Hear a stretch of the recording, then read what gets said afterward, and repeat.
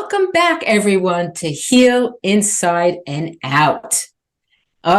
Today's going to be something a little bit different, and I'm looking forward to hearing your perspective on this as well, Maggie. When we are healing, our ongoing healing, the personal perspective of something called doing the work.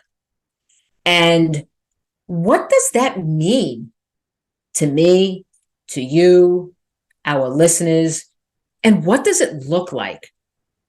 And I just want to kind of start with saying when I got diagnosed and I had my treatment plan and my surgical plan, I had tunnel vision. If our audience could see us now, our listeners, I'm like, the blinders are on here with my hands. I had that tunnel vision, and I was just focused on what I needed to do to survive. It was chemotherapy. It was my surgeries, which lasted, my chemotherapy was a year, and surgeries have been ongoing. And I really, truly didn't focus on what I know now to be personal development. I wanted that cancer healed. I wanted it out of me. I wanted that roadmap, the whole treatment process, everything. And it truly wasn't clear to me about doing certain things for me to heal. And I was all over the place, to be honest with you. And I realized once I was done with the treatment process and I was told I was in remission, that's when my work started. And I realized I wasn't the same person. My story has changed. I needed to change. I looked at things very differently. And I'm going to say something that a lot of people do say. I honestly feel I got a second chance in life. I love and that. Yeah, it made me realize that I needed to take a step back and look at now doing some work and set certain boundaries. And I listened to podcasts. I started journaling. I did a little bit of journaling through my treatment plan. My journaling was really, truly coloring books, to be honest with you. Oh, I love that. I love coloring. I just kind of did things like that.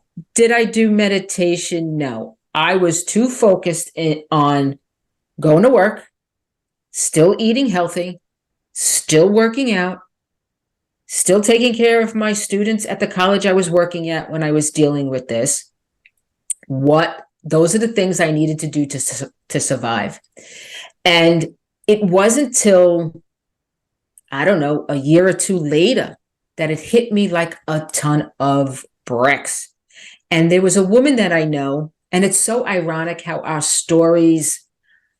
journeys are different, but some of our stories are the same. It was a nutritionist that I knew who had the same diagnosis as you and me, HER2 triple positive. And she was like me too, just straightforward. Let's get the cancer out. Let's get this done with. Let's get through this treatment. I'll worry about everything later. And she said to me, mark my words, one day it's all going to come crashing down and you're going to realize that the cancer was a gift. So I'm busting at the seams here to find out what your perspective, or hear what your perspective is on doing the work. Because I know your work is a little bit similar to mine, but you had a totally different way of thinking about it and doing it, to be honest with you. Well, I did. And I guess after I listened to how you explain that, Dina, is it safe to say that for you, it was about getting healthy and getting to the other side of cancer, and then thriving and being happier in this second chance that you got? Yes, after. exactly. Mm-hmm. for me, the best way to articulate how I define my own doing the work, or what I needed the work to look like, was doing it all. And I love how you said roadmap, because the day I was diagnosed, and I think I shared this in another episode, but the day I was diagnosed and I sat in my chair, and after I had those initial conversations around why me, why now, all of that, I drew out my roadmap. And I was like, okay, I know I'm going to have to do some chemo, and then I'm going to have surgery, and then I'm going to have radiation, and then I'm going to have more chemo. I don't know how many, I don't know what the timeline is, but I'm going to pick a date, get it that and I called it my get the cancer out of me date. Yes. And what was interesting is I set that aside then. Now that I have a picture, then it was almost like, holy shit. Yes. What, there's so much here. Number one, all the fears that just go along with cancer. But for me, the bigger fear was, what is this cancer trying to tell me? And what if I don't listen and or learn from it? So I kicked myself into high gear around doing all the things that help me with my personal development and my growth as well. So I was like, I've been a personal development junkie for probably 15 years, always listening to the latest podcasts and reading the latest books and taking all the assessments. And I loved it. And I was in a role in my corporate world and in my business I later started, where that was part of it too. So it fostered more of that. But I went into overdrive while I was navigating my treatments. So that worked. So it was too much focusing. Yes. It was too much focusing. Because when I step back and think about it, I missed out on some things. I know I did. And the reason I say that is... Yes, I'm curious about that one. When I look back at the 1.5 to 2 years of navigating all the treatments, when I think of my definition of healing, it is about connecting to myself in meaningful ways. Yes. And I was so busy being worried about what I wasn't doing that I wasn't present with myself enough in that healing. Now, yes. I'm going to be gracious. I'm going to be gracious with myself. There were times that I was, right? But it stole from my moments, or I let it steal from my moments, because I was so preoccupied with all the stuff I got to learn and do and grow through and change and be a better person, be a different person. To your point, boundaries that I have to learn how to set, new things, that I have to address with my relationships that maybe I wasn't happy with, stopping my 4 Ps, as I call them: perfecting, performing, proving, and pleasing.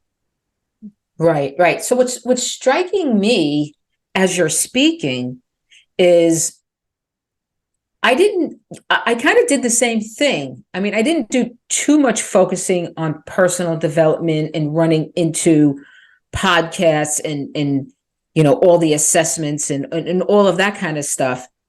But I didn't take, as I'm listening to you, I'm kind of swallowing a little hard here, because all I did was focus in on going to work and keeping my life as normal as possible. That's a great point. You did do that. I did do that. And as you're talking, I'm going, well, I kind of did the same thing. I did too much focusing on keeping my life as normal as possible. Work, firehouse, raising, the kids were adults, but, household stuff, family issues, once again, like I said, eating healthy and working out, that was part of my normal routine, that I didn't set aside time to just reflect and learn about myself. Like I said, I did it after I was totally done with treatment. that the 1 year post-treatment mark. That's when it all started to hit, that this is a gift. You need to learn from this. And if you think about doing the work in the context that we're talking about Right. it's truly about the work we personally need for our mind, body, spirit, whatever you call it, right? But Right. the work we need to heal for our health, for our happiness, for our wholeness.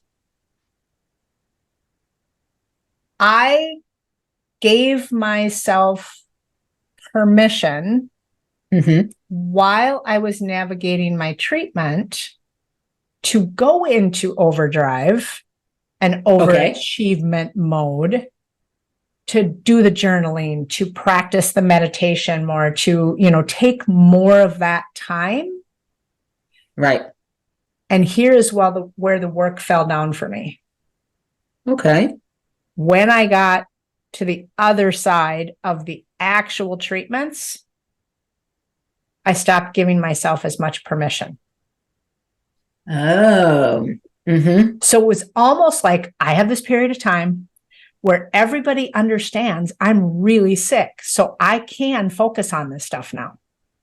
Right. And then I did too much because I also wasn't truly connecting with my body as I was healing and navigating those treatments. I was so busy out here trying to figure out what I needed to grow and learn, right? So it's like, right. It sounds crazy as I say it. And it's also, I'm still learning. So right. We're always learning. We're always growing.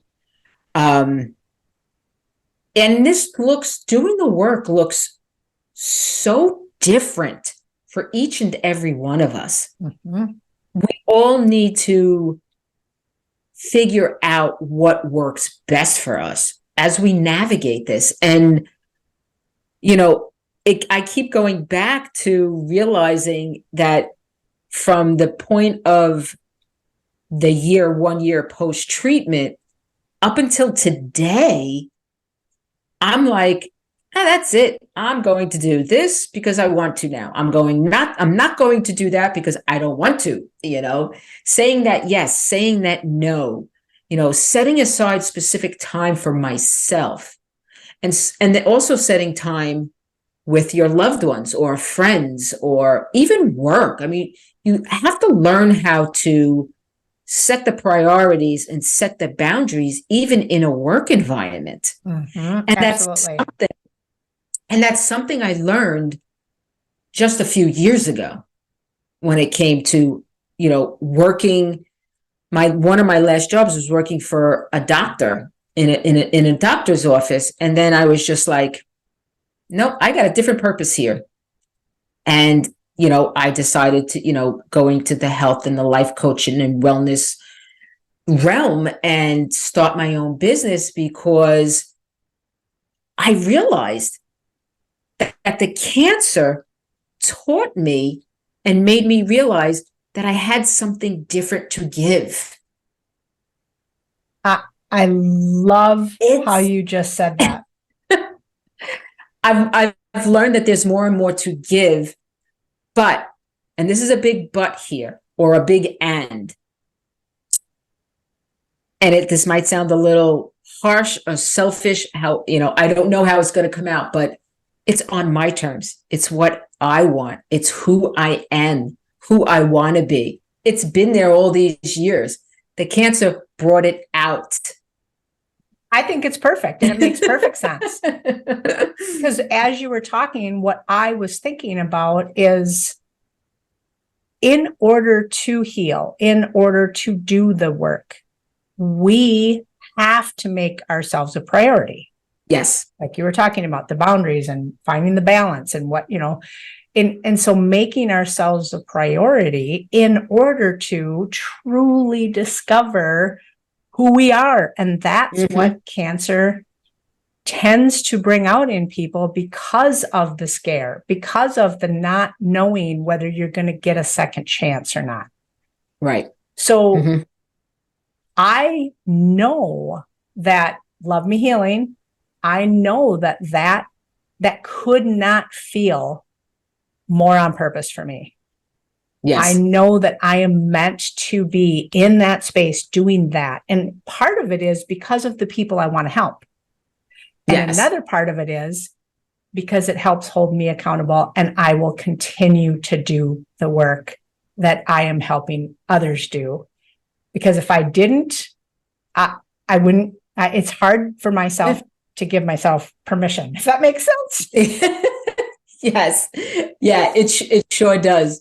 And, you know, as you have Love Me Healing and I have Wellness Warriors for Life, and I know we've talked about both our businesses and who we serve, and it's really come to light how our fears, and this is what I help my clients with, get through a simple 4-stage process to conquer them, whether they're going through the process or they realize, like I did, once I'm done with treatment, what my life is all about, who I am, you know, what is my next adventure, you know, those kinds of things.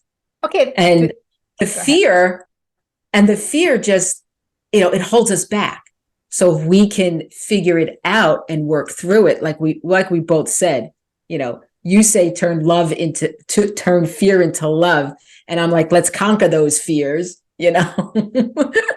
So it's just all about knowing that we have to pace ourselves. We have to love ourselves as we're going through this.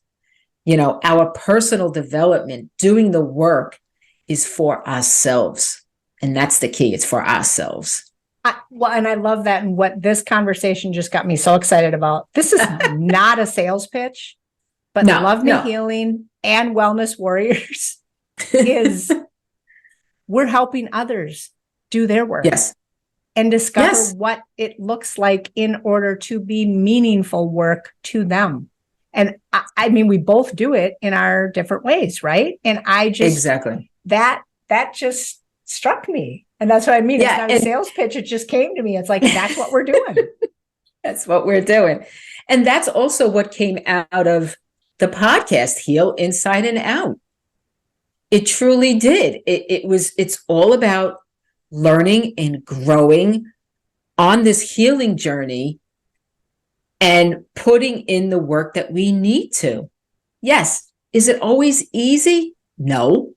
Sometimes it's hard. I'm not going to say it's peaches and cream. You know, it's like you said, like you've always said, it's giving yourself the permission and the grace. We both say it to allow it to just happen the way it needs to happen, and be grateful and thankful for it, and live with abundance.